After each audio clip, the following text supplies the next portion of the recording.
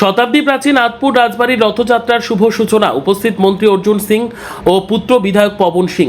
শতাব্দী প্রাচীন জগদ্দলের আতপুর রাজবাড়ির ঐতিহ্যবাহী রথযাত্রার শুভ সূচনা হলো আজ সকালে। ধর্মীয় আচার অনুষ্ঠানের মধ্যে দিয়ে শুরু হয় এই ঐতিহ্যবাহী উৎসব। উদ্বোধনী অনুষ্ঠানে উপস্থিত ছিলেন রাজ্যের শ্রম ও পরিবহন মন্ত্রী অর্জুন সিং, ভাটপাড়ার বিধায়ক তথা অর্জুন পুত্র পবন সিং সহ একাধিক বিশিষ্ট ব্যক্তি ও ভক্তবৃন্দ। মন্ত্রী ও অতিথিরা রথের দড়িতে টান দিয়ে আনুষ্ঠানিকভাবে রথযাত্রার সূচনা করেন। প্রতি বছরের মতো এবছরও আতপুর রাজবাড়ির রথযাত্রাকে ঘিরে ভক্ত দর্শনার্থীদের মধ্যে ব্যাপক উৎসাহ উদ্দীপনা লক্ষ্য করা যায়। বহু মানুষের উপস্থিতিতে ধর্মীয় আবহে মুখরিত হয়ে ওঠে গোটা এলাকা।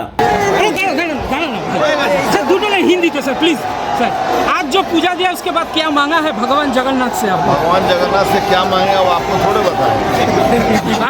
आप बोलिए ना, इतना कुछ दिया है भगवान जगन्नाथ आपको।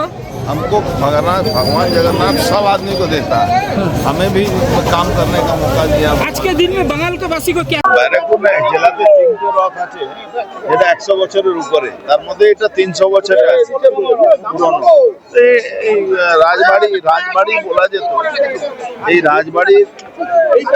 রাজবাড়ি নামে এই পুজোটা হতো, রাজারাই করতো।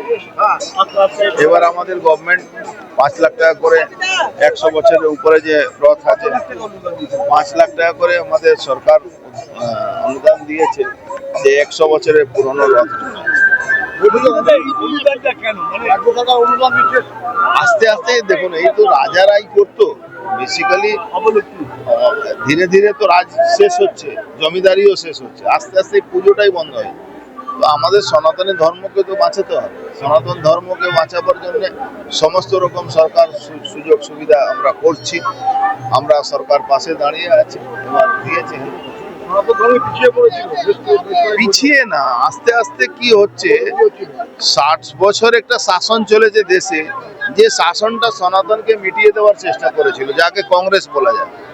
আজকে সনাতন 2014 সাল থেকে ভারতবর্ষে মানুষ বুঝতে পেরেছে যে ভারতবর্ষকে সনাতনী মানুষরা নিজের কথা বলতে পারছে, নাহলে কথাই বলতে পারতো। অনেক মাহাত্ম্য আছে।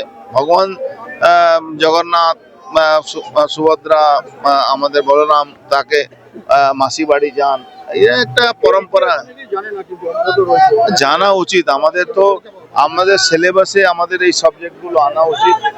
ধর্মের ব্যাপারে আগামী দিন আপনি দেখতে পারবেন মানুষ ধর্মের ব্যাপারে নিশ্চিতভাবে জানে। রথের বাইরে একটা পলিটিক্যাল